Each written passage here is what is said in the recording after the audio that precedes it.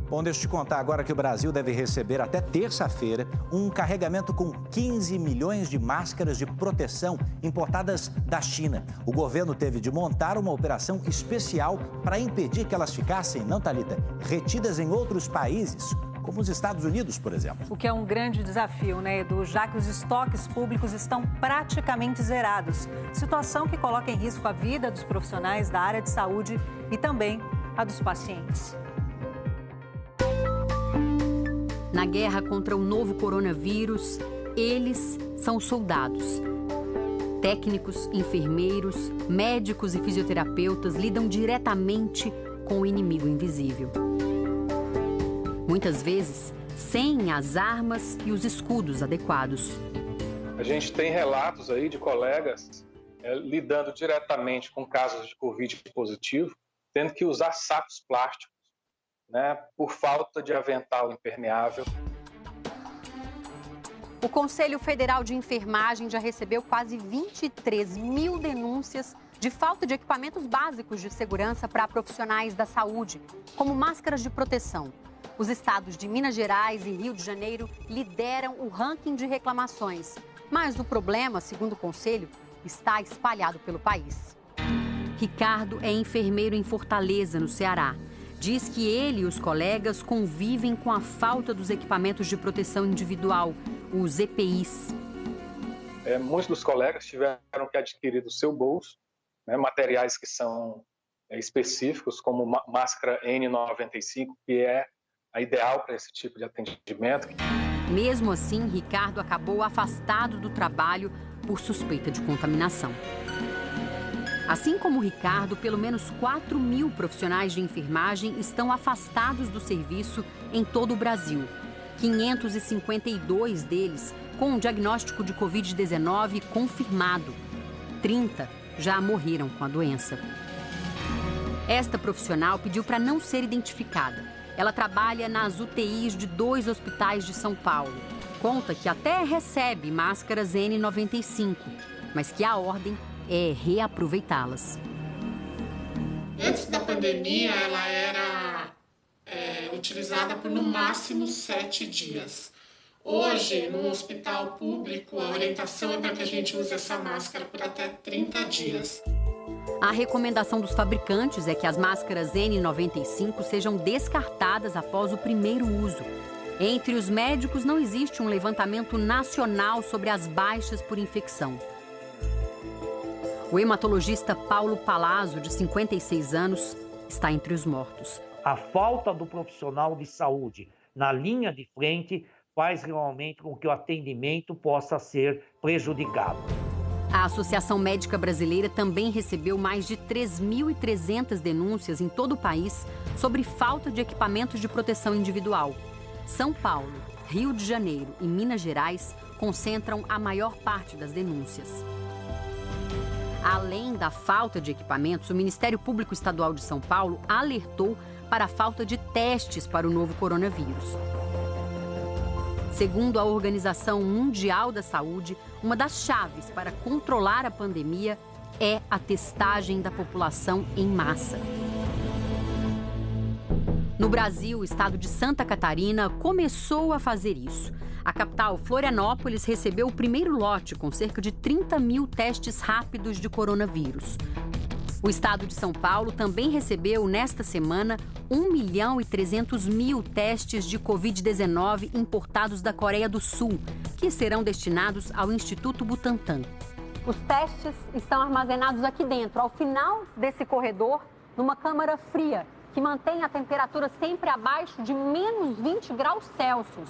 Para entrar aqui, a gente precisa dessa roupa especial e mesmo assim, a gente não vai dar conta de ficar muito tempo aqui dentro.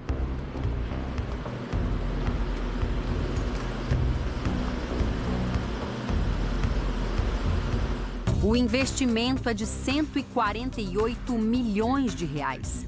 Segundo o governo de São Paulo, 42 milhões de itens de segurança já foram adquiridos pelo estado, incluindo EPIs. Na cidade mais atingida pelo coronavírus, indústrias estão ajudando na produção de equipamentos de proteção individual, insumos hospitalares e respiradores.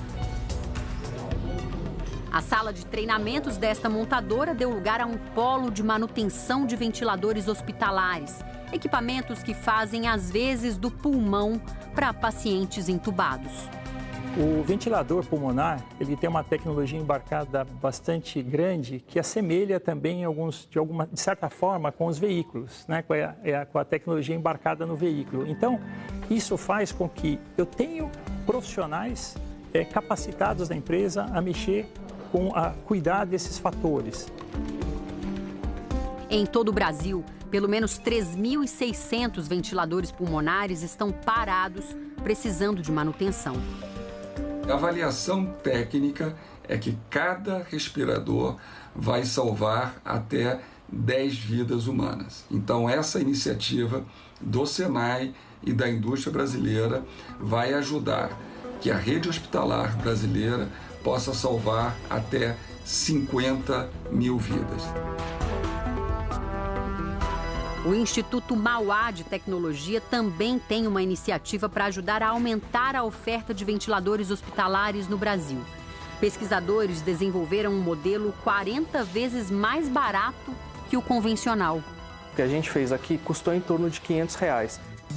Nesta semana, cerca de 40 cidades brasileiras tornaram obrigatório o uso de máscaras de proteção nas ruas e em lugares fechados, como comércio e transporte público. Na terça-feira, o governo federal anunciou uma mega operação aérea para trazer quase 1.000 toneladas de equipamentos de proteção individual da China. Serão 40 voos no total. A Universidade de São Paulo lançou um projeto para fabricar máscaras de proteção. Para isso, foram montadas cooperativas de costureiras e a renda vai ajudar 100 famílias envolvidas na produção. Nós testamos tecidos, testamos materiais, como é o caso do TNT, para ver o grau de segurança. Estimulamos um modelo de manufatura dessas máscaras. A ideia é fornecer cerca de 1 milhão de unidades para os hospitais públicos ligados à Faculdade de Medicina da USP. O primeiro lote, com 20 mil unidades, será entregue já nesta semana. 5 escolas particulares de São Paulo também se uniram para ajudar. Elas fabricam as chamadas face shields, máscaras hospitalares de plástico que cobrem o rosto todo do profissional. Foi possível, a partir dessa iniciativa, trazer as famílias para dentro desse projeto e os nossos estudantes de suas casas, acompanhando suas famílias, também vão percebendo que cidadania não é discursos. Pedro é o responsável pelo laboratório. Como molde para as máscaras, ele usa um desenho que obedece diretrizes hospitalares, feito pela Faculdade de Medicina da USP. Abrir o desenho aqui, transformar em código de máquina, ajustar os parâmetros que a máquina precisa para cortar cada material a um parâmetro diferente, mandar para a máquina e dar play. A máquina de corte a laser é capaz de cortar até 200 máscaras em 5 horas. Isso significa que as peças necessárias para produzir cada máscara ficam prontas muito rápido, em 1 minuto e meio. Depois, a montagem dessas peças é mais trabalhosa e não dá para ser feita na máquina. Mas ela é realizada a muitas mãos, todas elas voluntárias. São os pais dos alunos que montam cada uma das máscaras em casa e que arrecadam doações para comprar a matéria-prima. Um trabalho feito em família, com a ajuda dos filhos. Eu gosto muito de deixar um exemplo, de dar o exemplo para as crianças e para quem está ao nosso redor. Eu acho que é isso que faz a formação deles, né? A formação deles vai vir daí. As face shields, por enquanto, estão sendo doadas para hospitais da rede pública da capital. E em breve, kits para montar poderão ser enviados para unidades de saúde mais distantes, inclusive de outros estados. Projetos como esses mostram que o jeitinho brasileiro pode servir para aproximar as pessoas, todos juntos, ainda que distantes nessa quarentena.